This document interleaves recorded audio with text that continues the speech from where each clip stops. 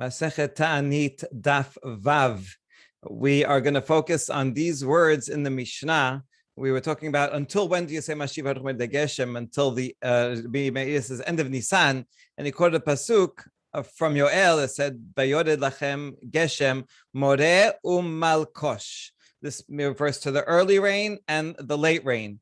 We have the same thing in the Shema when he says Benatati Metar Arsechem Be'ito Yoreh Malkosh. The blessing, the good consequence for following the mitzvot is to have rain at the right time, be'ito, the early rain and the late rain. And based on that, we mentioned that generally the early rain is in Heshvan and the late rain is in Nisan. And that's what prompted the whole discussion of, well, how could you have Yoreh Malkosh Barishon in Nisan? And so that there was a question that Rav Nachman, the Amora in Bavel, asked to Rabbi Yitzchak when Rabbi Yitzchak came to visit him. Rabbi Yitzchak from Eretz Yisrael, student of Rabbi Yochanan.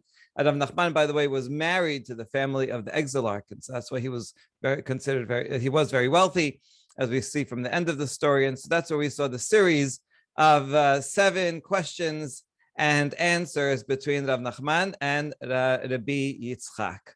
But now that we finished that, we go back to this idea of Yoreh or Malkosh, and we're going to define each of these terms. So here's an outline of what we're about to see. What is the meaning of Yoreh? What's the etymology and the etymology of the word Malkosh? You know how the Eskimos have 30 words for snow. So the ancient farmers in Israel had many words for rain, and we'll learn that's 2 of them. Another one is the word Yoreh. And Yoreh itself, Yoreh is this one. Another word is the word Revia. We'll see what that means as well. Now, regarding Yoreh, that comes in 3 stages. We'll see 3 opinions about the 3 stages of that early rain, when that is exactly, and why does it matter what the 3 stages are, the meaning of Revia, and then we'll end off with 3 contradictory statements about, is morning rain good or bad? Is rain in Tevet good or bad? Is rain on half of a country, is that considered a blessing or not? And finally, we'll end with a blessing that one says for rain after a drought. Okay, so what is the meaning of the word Yoreh? Tenor banan Yoreh. שמורה את הבריות להטיח גגותיהן ולהכניס את פירותיהן ולעשות כל צורכיהן. Okay, this is a folk etymology. Not really what the word comes from, but just like the word Torah means to teach, so too Yoreh, we're deriving here the first rain teaches one. What does it teach us? Well, it's a warning. It says, you better, when the first rains, we better go replaster our roofs so we won't get leaks now during the rainy season. Bring in the produce that's out drying on the roof or in the field, and do everything that you need to do before the rain comes. So it's a teacher. Or Yoreh from the word to moisten, that it moistens the earth and waters all the way till the depths. That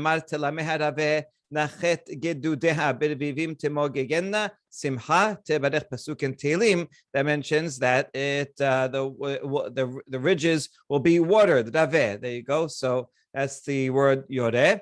And the third opinion, Yoreh, that it comes down gently and not vehemently. Okay, so all good things about the Yoreh. So there's three derivations that the early Yoreh rain is good, but maybe not. Maybe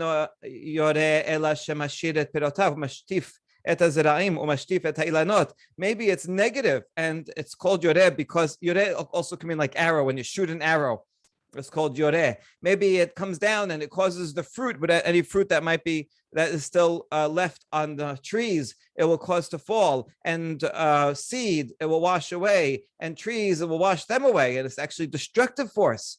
Tamudomar Malkosh. That's why in Shema, second paragraph, we say Yoreh Malkosh. So they're compared. Ma Malkosh libracha, Yoreh libracha. So Malkosh means the rain at the end of the season is for a blessing. So too the early one is also for a blessing. So we're going to accept these derivations and not this last etymology.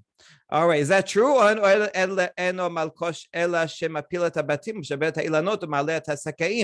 Malkosh also is a negative type of rain, and it causes houses to fall and destroys trees and brings locusts. Yoreh, Malkosh, Malkosh. Oh, therefore, it puts Malkosh next to Yoreh to say, just like Yoreh is a blessing, so to Malkosh is a blessing. Now, we're in circular reasoning because we said, we know Yoreh is a blessing because next to Malkosh. We know Malkosh is a blessing because next to Yoreh. Okay, but you can't do that. Now we don't know anything. But how do we? That's what we were asking. How do we know that Yoreh itself is a rain of blessing? This is the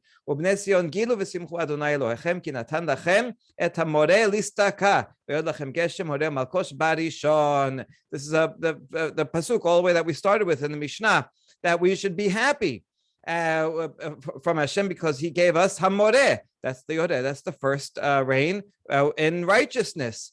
And brought down rain, Moreh and Malkosh in the first month. So there you go. Yoreh is positive, and Malkosh is also positive. And so now we know that Yoreh is a good thing. Okay, Tenor Banan. This is a braita that we had already seen on the beginning of yesterday's daf. Yoreh b'mar Heshvan Malkosh b'Nisan. The best time for the first rain is in Heshvan, and the best time for the last rain is in Nisan. This is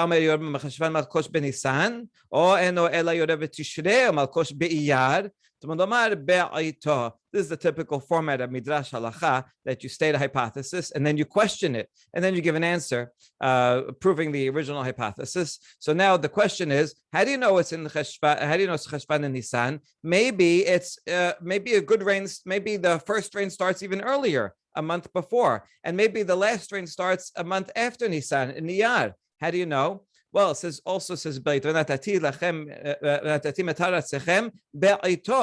give you the rain in the right time, means the best time. It's true. Sometimes it could rain in Tishrei. Sometimes it rains all the way till Iyar. But the best rain is if it starts in Heshvan and ends in Nisan. So that's what it refers to.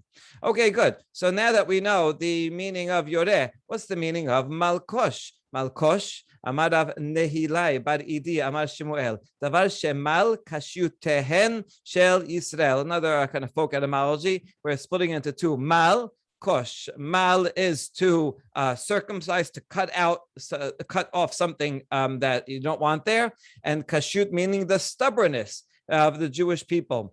Because how so? If it doesn't rain when we need it, then we turn to prayer and repentance, and that will remove any stubbornness that we have.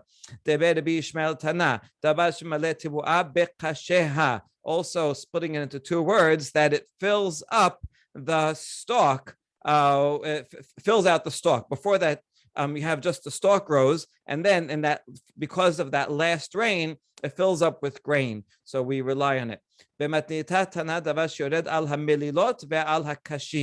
Also, saying mal is like the mililot.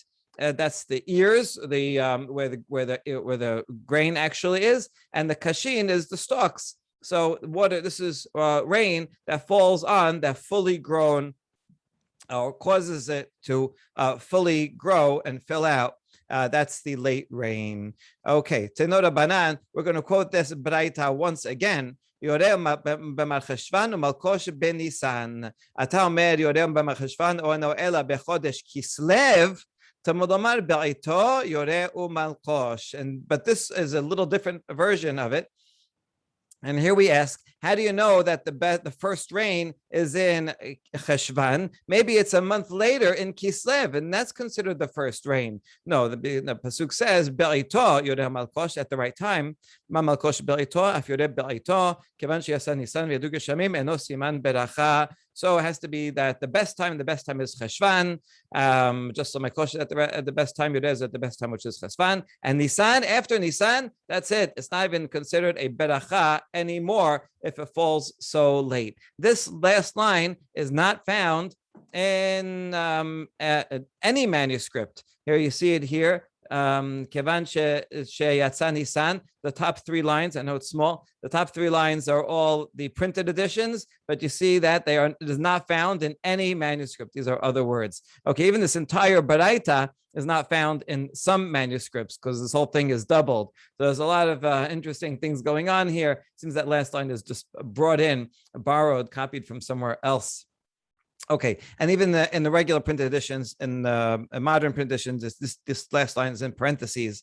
The last editors take it out. She has some comments also about the Girsah here. Okay, so that's, as we explained, the doubling of this Baraita. Now we get to we're going to get to the 3 stages of Yoreh. And here we go. Tanya idach. Yoreh b'mar Heshvan u'Malkosh b'Nisan. Divrei Rabbi Meir chachamim omerim Yoreh b'Kislev. Okay, related to what we just said, there is another Braita. We kept on quoting the one that says the early rain is Heshvan, the late one's in Nisan, and that's Rabbi Meir's opinion. But chachamim do say that the early rain is actually Kislev. All right, well, who is this chachamim? Who is this mysterious anonymous sages? Man chachamim, amar Rav Chisda, Rabbi Yose he. It is going to be Rabbi Yose. Detanya, ezohi Rabbi Arishona.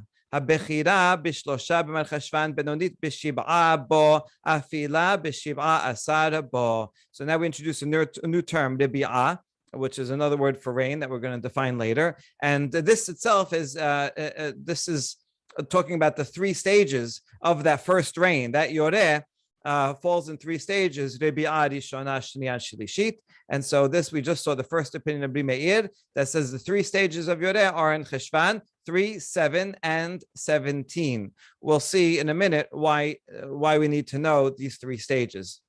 Rabbi Meir. Rabbi Yehuda omer b'shiv'a u'b'shiv'a asar u'b'esrim u'shlosha. Rabbi Yose omer b'shiv'a asar b'esrim u'shlosha u'berosh chodesh Kislev. V'chen haya Rabbi Yose omer en hayechidim mit'anin ad sheyagia rosh chodesh Kislev. And so we see the next opinions is Rabbi Yehuda says 7, 17, and 23. Rabbi Yose pushes it forward again, 17, 23. And the first of Kislev. And this is important, this first of Kislev. That's Rabbi Yose.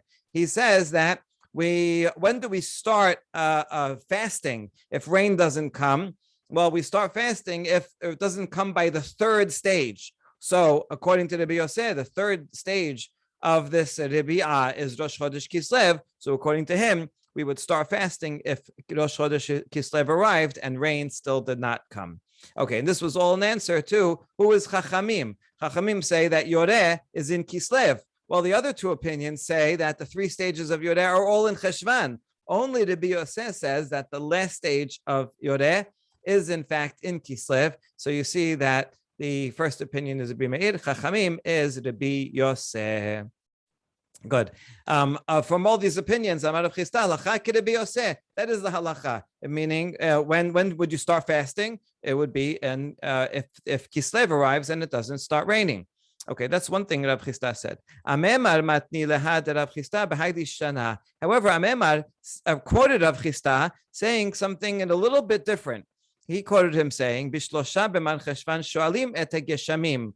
Rabban Gamliel omer b'shiv'a bo. Amar Rav Chisda lachak Rabban Gamliel. He quoted him as quoting this Baraita that says, when do we start asking for rain? When do we start saying ten talmata libracha and barech aleinu? On the 3rd of Heshvan, and Rabban Gamliel says on the 7th, and Rav Chisda says, yes, halacha is like Rabban Gamliel, which will be on the 7th. Now, this is curious because if Rav Chisda said both of these, and assuming that the first stage is when you would start asking for rain, well, the first stage, according to him, is the 17th. So if he says Rabbi Yose, if Rav Chisda first said halacha is like Rabbi Yose, which sounds like you're expecting the first rain on the 17th. And then the next version of Rav Chisda says you should start asking on the 7th. And that indicates he's following Rabbi Yehuda. So this is strange. These 2 statements actually, Rav Chisda says halacha is like Rabbi Yose, and then he says something that sounds like he wants to say halacha is like Rabbi Yehuda. They actually contradict each other. So what do we do with this? So here we can look at manuscripts again for help. Most of the manuscripts in the first statement say Rav Chisda says halacha Rabbi Yose. However, there is this Oxford 366 that has Rabbi Yehuda here instead. and that would solve the question, except there's only one manuscript. Rashi suggests this as well, so that's a little bit more support. But if we don't want to go with this minority of manuscripts, the other way to resolve it is to say that even though halacha is like Rabbi Yose, that we expect the first rain to be on the 17th, nevertheless, we still might start asking for rain even several days before on the 7th. And so maybe these are not, in fact, contradictory. All right, now that we have all these three opinions, we're going to test them out. Keman azla haditanya. Rabban Shimon ben Gamliel omer geshamim sheyardu shiv'a yamim ze achar ze ata mo'aneh behen Rabbi Arishona ushniya ushlishit keman ke Rabbi Yose. Who would be the author of the following braita that if it rains for 7 days in a row, then you can count that as the first, second, and third rains? Well, actually, that wouldn't be anybody, because nobody here. All of these dates are more than 7 apart. All three to the 17th, 7 to the 13th, or 17th to the 1st. So that wouldn't work according to anybody. The way you have to explain this is, if it rains 3 days in a row, according to whom can you count that for the first and second, or the second and third? And there are 2 manuscripts, in fact, that add 2 words here. Ben Reviadi Shona Ushniya, or Sheniya Ushlishit. Okay, so according to whom can 7 days in a row cover either the first 2 rains or the second 2 rains? Well, we see here, and according to Meir, 3 to 7 is a short time, but 7 to 17 is more than 10 days. And Yehuda also, 7 to 17 is more than 10 days. According to the Yose, 17 to 23 is 7 days, and 23 to Kislev is also 7 days. All right, we're cheating a little. It's really 8 days. But maybe if it starts raining in the middle of the day, and then 7 days more to the middle of Kislev 1, so the Yose would agree. This would agree with this. Baraita. Rav Chisda says again, yes, halacha is in fact like Rabbi Yose. Now, Bishlama Rabbi Arishona Lishol Shilishit Lahit Anot Sheniya Lemai. Thank you for telling me all these 3 stages of the first rain. Why do I need to know it? Well, the first one is regarding Lishol. Whenever you say this, we expect the first rain, that presumably is when you would start asking for rain, and the 9th beracha of the Amidah. The third one is for fasting. If the 3rd stage comes and it didn't start raining, then you would have to start fasting. So according to the Yehuda, you would start fasting on the 23rd. According to Yose, you start fasting on the 1st of Kislev. But what about the middle stage, 7, 17, or 23? What is that for? What halachic significance would that be? Sheniya lemai. And now we're going to have about 4 different answers about that middle stage. Amar Rabbi Zera, here's number 1. Lindarim, ditnan hanoder al geshamim mishiyerdu geshamim ad shetered rebi'ah sheniya. Regarding vows, if someone makes a vow that I am not going to come to your house until it rains, or when it rains. So when is it considered the beginning rain, the beginning of the rain? It's the second rain. The first rain is just preparing the way. You don't say that this is really the official first rain until the second time it rains. So if you make a vow in that regard, then it would be till then. This is quoting a Mishnah. There is actually a Mishnah that relates this to rentals. If I say I'm going to rent, you can rent my house until the first rain. After the first rain, I want my house back. I want to move back in, right? So then you can keep it till the second rain. Okay, so that's one reason why you'd need to know it. Rav Zavid Amad Lizetim. It's regarding harvesting olives. The Mishnah asks, when is everyone allowed to go and take from the leket shechampeah? Usually, the poor people have first rights to these. A couple of gleanings that fell, if you forgot a sheaf out in the field or the corner of the field, the poor people can go and they can take all those things.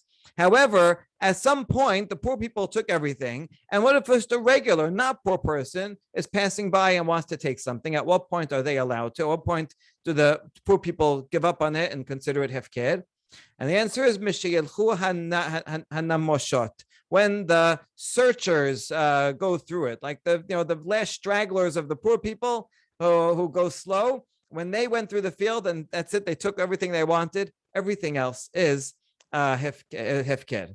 And That's regarding those three. How about regarding these two laws? This is about grapes that are very small, or clusters of grapes that are sorry, single grape, or a cluster of grape that's small, irregular. That also belongs to the poor. But once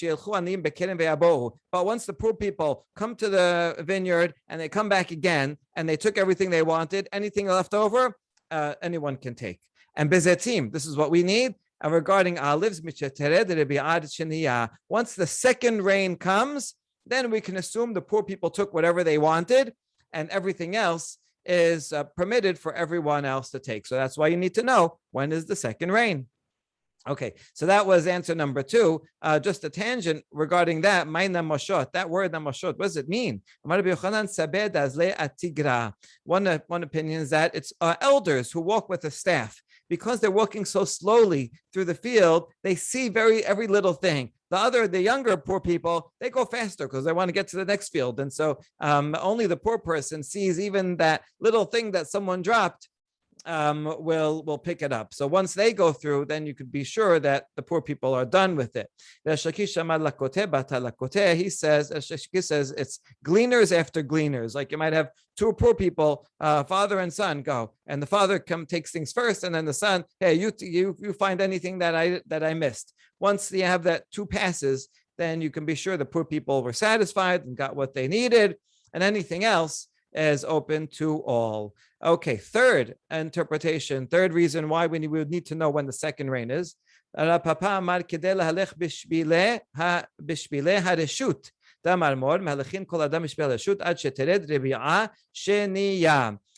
a law that I'm allowed to take people are allowed to take shortcuts. I want to get to the next town over. I can take a shortcut through your field during the summer, because during the summer there's nothing in your field anyway, so I can go through. However, once you start planting and it starts raining a little, meaning the second rain, then already it's not fair to you for people to come and trample on your seeds and through the mud, because it's going to ruin the crop. So that's why we need to know, as soon as the second rain comes, that's when one is not allowed to take shortcuts through other people's fields. Rav Nachman bar Yitzchak amar leba'ir perot shebirit, and the fourth reason why we need to know the second rain is to know when we have to remove and destroy the fruits of shevi'it. The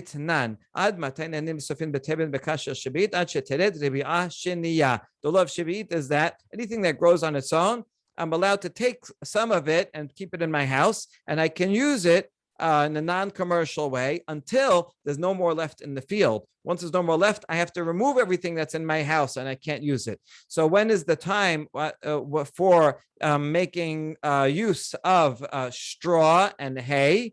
Until the second rain, because you assume that until the second rain, then there's still out in the field. Once the second rain comes, the fields get all muddy and there's nothing else left in the field for the animals to eat, and therefore what I have stored in my house, I also have to get rid of. מה טעמה דכתיב ולבהמתך לחיה שבעשיך כל זמן שחיה אוכלת בשדה האכל לבהמתך בבית כלה לחיה מן השדה כלה לבהמה מן הבית. The pasuk says for your cattle and beasts in your field, everything should be for food during the Shevi'it year. Everything's open to all people and animals. So as long as the animals are eating in the field, you can take some into your house. But once there's nothing else in the field, and after the second rain, there's nothing else in the field, then you can't use what you have in your house either. All right.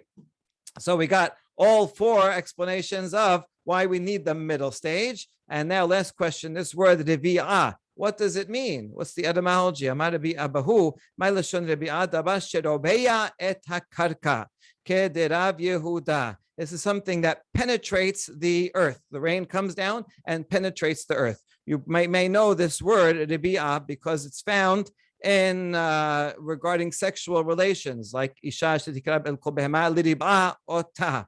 a woman approaches a beast to have relations with it. So the word riba means relations. So we have an analogy. It's going to come up a few times now that the rain is considered like the male seed that goes into the earth. The earth is like a womb, and it grows the fruit and the grain, and then it gives it forth, and it's born. So there's a lot of all throughout the Talmud, a lot of analogies in that way. So Revia here would mean the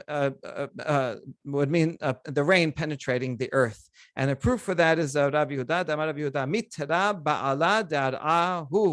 Yehuda said that rain is like the husband of the earth, and the earth is like Mother Earth. שנאמר כי כאשר ירד גשם ושלג מן השמיים ושמה לא ישוב כי אם הרווה את הארץ והולידה והשמיכה. Yeshua says, for as rain comes down and snow from heaven and returns not there, the rain doesn't go back up, except it waters the earth and makes it give birth and sprout. So this idea is imagery of giving birth is exact, and Yeshaya is exactly the same imagery as a husband and wife. Good. The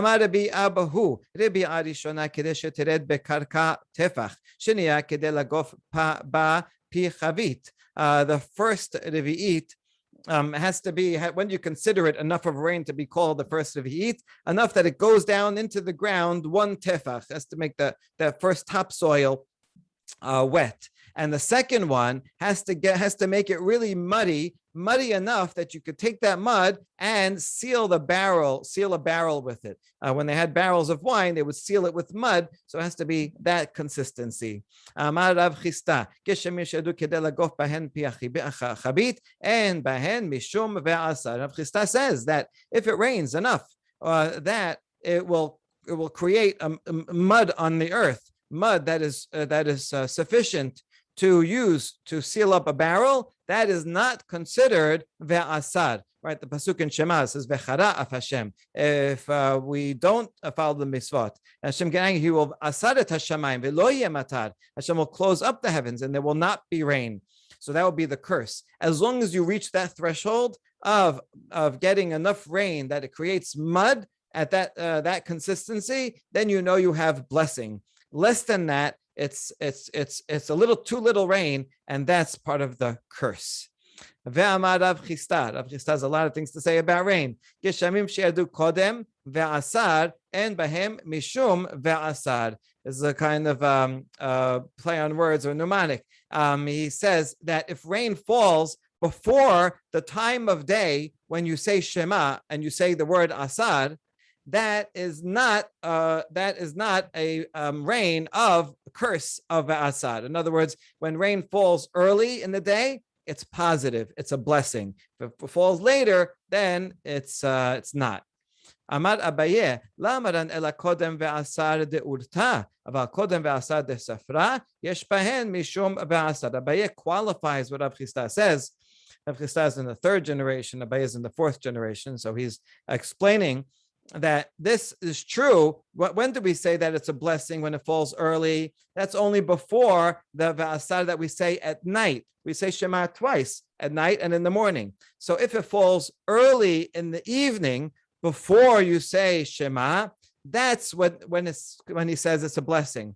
But if it doesn't fall at night and falls in the early morning before you say Shema of the day, then yesh bahem mishum asad, that is considered part of the curse of not having enough rain. Why? Rav Yehuda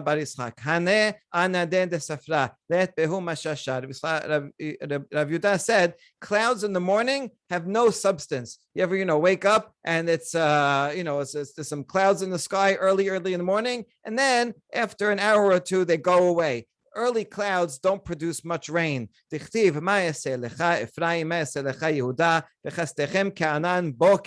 Hosea, when he's saying something negative about Ephraim and Yehuda, he says, your goodness is like a morning cloud. It's here just for a little while and then goes away. So early morning rain is not a blessing. Only nighttime rain is a blessing. Good. Amar le Rav Papa Abaye. And now we get to the next generation. Rav Papa in the fifth generation tells Abaye, his teacher, Baha Amri Inashe. Hold on. We have, there's a common folk saying that says the opposite of what you said. Bemiftach babe mitra bar hamara moch sakach ugne. I'm sure you're all familiar with this folk saying. It must be very popular. It says, when the gates are opened, meaning when there's rain, when the gates of rain open and there's rain in the morning, then we tell the donkey driver, hamar, right? Hamara, go fold your sack. In other words, if it's raining in the morning, it's going to rain all day and the roads are going to be muddy and you're not going to be able to travel with your donkey. So you may as well just go back to sleep and rest. Meaning that rain in the morning is a sign of lots of rain to come. And that's a positive thing. And you just said that rain in the morning is nothing. It's even a curse because it's so little. So which one is it? This is curious that he's asking a question on his rabbi from a folk saying. But, these donkey drivers, they know the weather. So we answer, one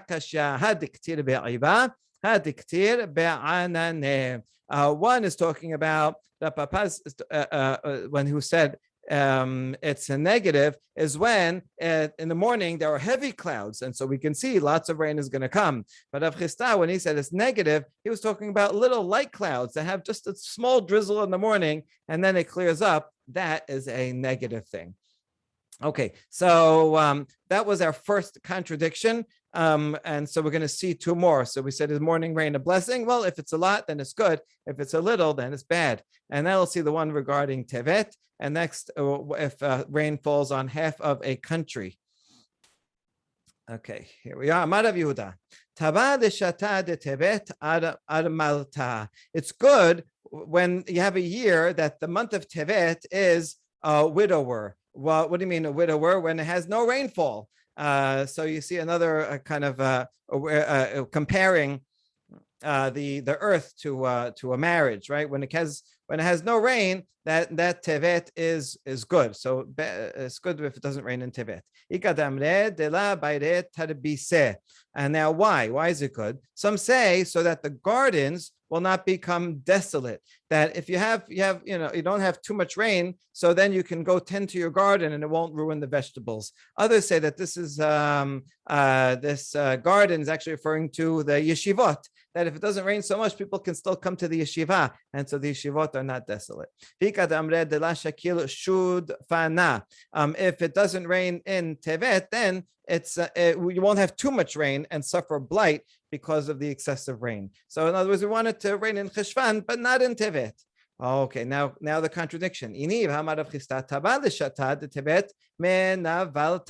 It's good if you have a year when Tevet makes everything disgusting from mud. Or if you have a lot of rain in Tevet and everything's really muddy and it's a mess, it's true it's a mess, but you get muddy shoes all over your house, doesn't matter. It's good for the crops. So which one is it? Is it bad? Is rain in Tevet bad or good? La kashya hada tamitra meikara hada la tamitra meikara. Depends. If you had rain beforehand in Heshvan and then it doesn't rain in Tevet, that's good because you got your early rain in and that made the ground prepared. But if you didn't get any rain before in Heshvan and it also doesn't rain in Tevet, that's not good at all.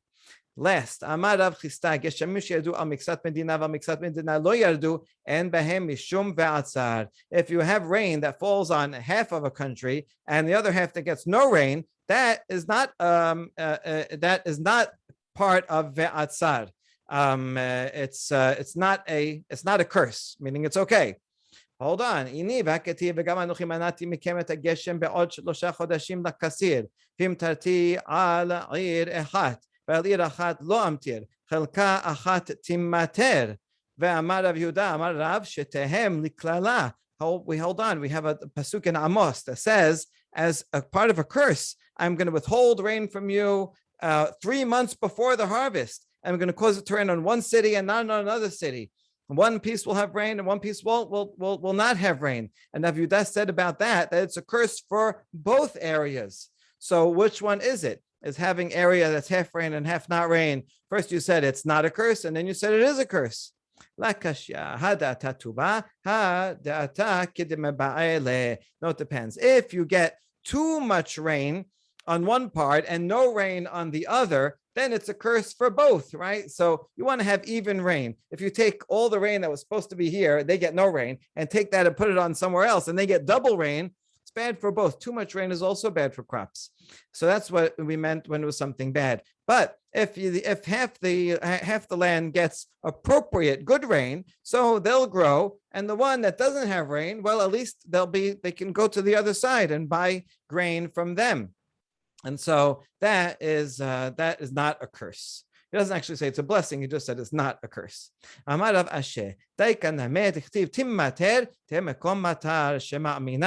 so you know what? Actually, you can derive this from the pasuk itself. The pasuk says Chelka achat timater, was rained upon, meaning it's all filled with rain and water. Meaning they got too much, more than they need, and that's why it was a curse. And last part of the last issue for today is, what blessing do you say after it rains? When it rains after there is a drought. When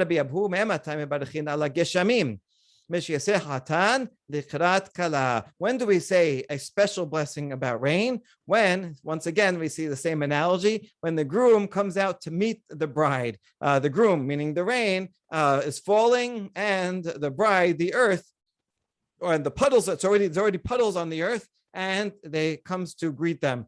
The Rishonim explain the imagery kind of like in this picture, right? That when you already have puddles on the floor and the rain comes down, then the rain drops in the puddle and then bounces back up. And so it bounces back up. That's like the kala coming to greet the hatan who's coming down.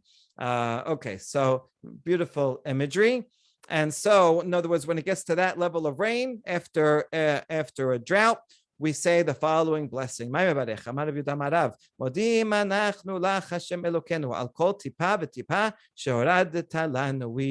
feel grateful for every single drop that you have brought down for us. If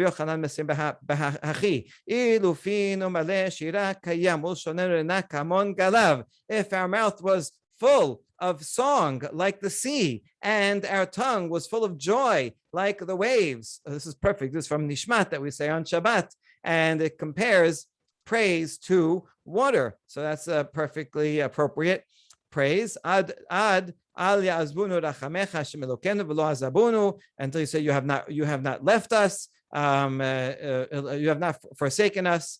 From your mercy, and in fact you have not forsaken us. Baruch Rov HaHodaot, and we end, blessed you who are abundant, and to whom abundant thanksgiving are offered. Rov HaHodaot v'lo kol HaHodaot, and we ask a question on that formulation. Are we only thankful for most of the blessings, but not all? Now, the truth is, Rov could mean the many. You are worthy of many thanksgivings, but nevertheless, it could also mean majority. What about how about not? How come not all? Not all of our thanks should go to Hashem. Amadava emat el haodaot. So Rava says you're right. We should say God, who is worthy of thanksgiving. Amada papa hilkach nimrinhu letarvaihu el haodaot.